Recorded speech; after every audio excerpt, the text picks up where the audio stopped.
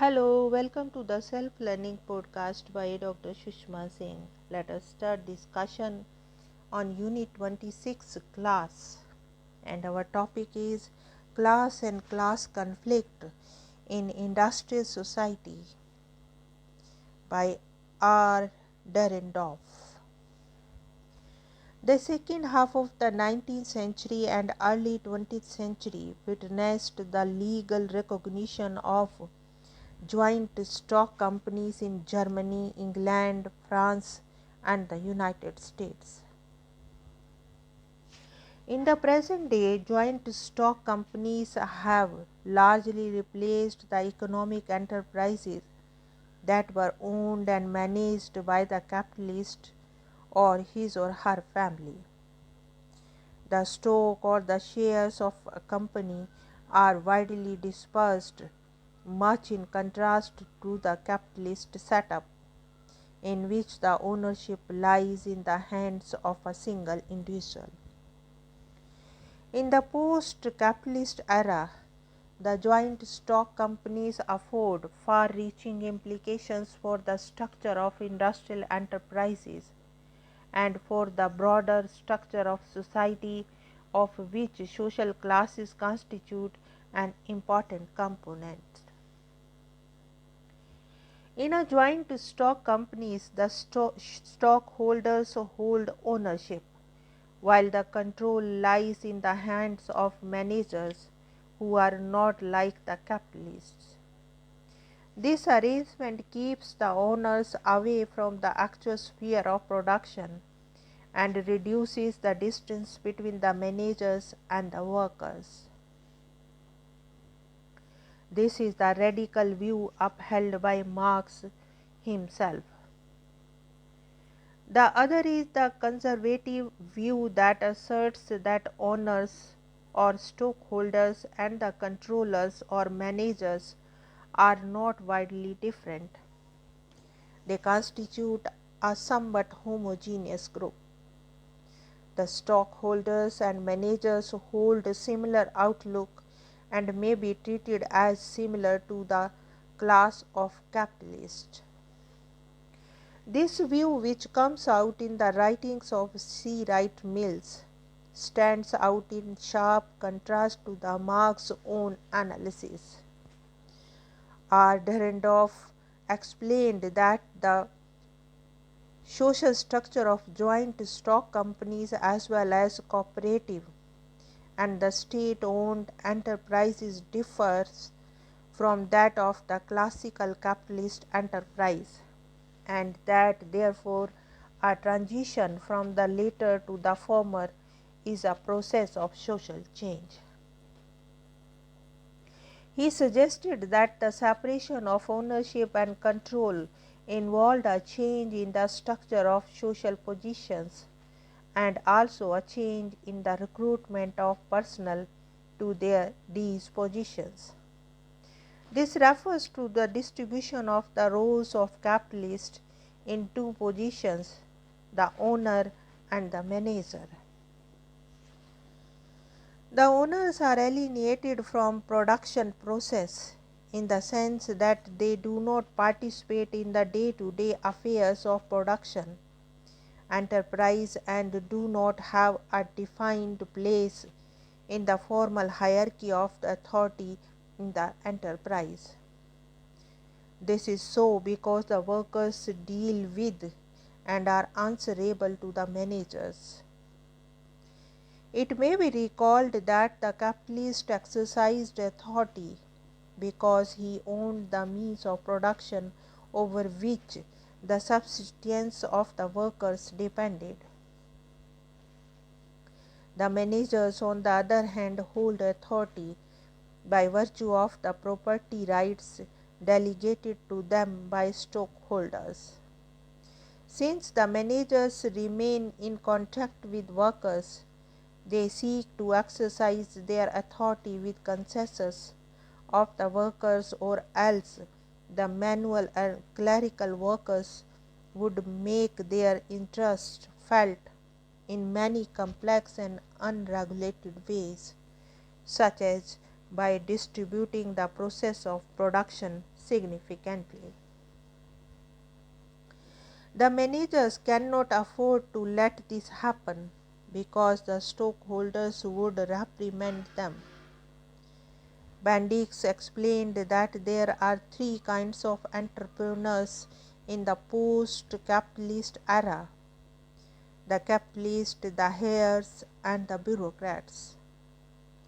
Thus, there is a definite change in the composition of the entrepreneurial class. Dahrendorf maintained that capitalism has completely eroded and given way to different groups that bear a relationship with each other that is much different from the relationship between bourgeoisie and the proletariat, highlighted by Marx.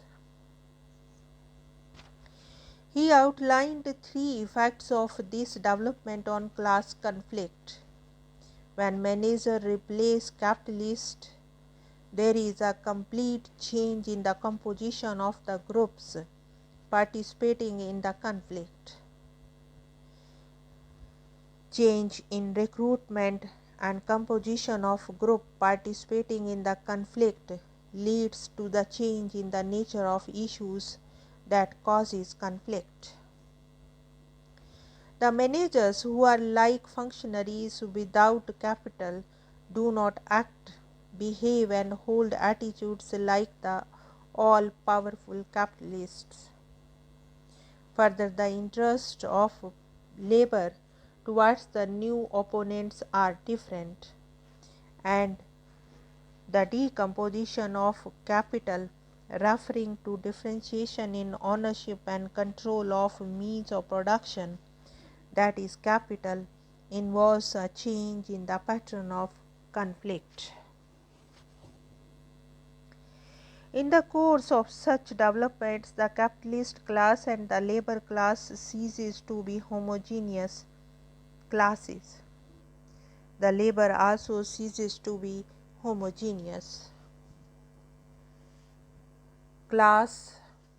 There are unskilled laborers, semi-skilled laborers, and skilled laborers, as also those equipped with different skills. The laborers, who hitherto treated themselves as a single class with common interest and distinctive class consciousness, now become increasingly aware of differences among themselves. This is referred to as decomposition of labor. The twin phenomena of decomposition of capital and decomposition of labor are almost inevitably accompanied with the emergence new middle class, both within and outside the industry of modern societies. Leder and Maciek coined the term new middle class. In the post-capitalist societies, the new middle class is constituted of salaried employed in tertiary industries, in commercial firms, in shops and restaurants, in cinemas, as also salaried skilled workers and foremen. The bureaucrats exercise authority and are positionally aligned with the ruling class. While it is true that bureaucrats do not constitute the ruling class, it is widely accepted that they are a part of it, and in industrial, political, and social conflicts, they stand by the side of the ruling class. The other interesting fact is that a large number of salaried employees identify themselves with the interests, attitudes, and lifestyles of the higher ups. The emergence of the new middle class has a profound impact on the class structure proposed by Marx. Dahrendorf suggested that the bureaucrats add to the bourgeois class, while the white-collar workers add to the proletariat class. Both the classes become highly heterogeneous in composition, therefore less united. Like the industrial workers, white collar workers have no property and no authority, but they do exhibit many social characteristics that are entirely different from those of working class. Similarly, though the bureaucrats do exercise authority that the older ruling class did too, they differ from the ruling class in several respects. Much more important than the decomposition of capital and decomposition of labor, Dahrendorf explained, is the question whether the concept of class continues to remain relevant to the conflict groups of post-capitalist societies. Furthermore, the simplistic dichotomy in the class structure in the Marxian framework no longer seems to be valid in explaining the structure and conflict in post-capitalist and advanced industrial societies. Now let us wind up the session and take rest. Thank you very much for engaging yourself with the self-learning podcast.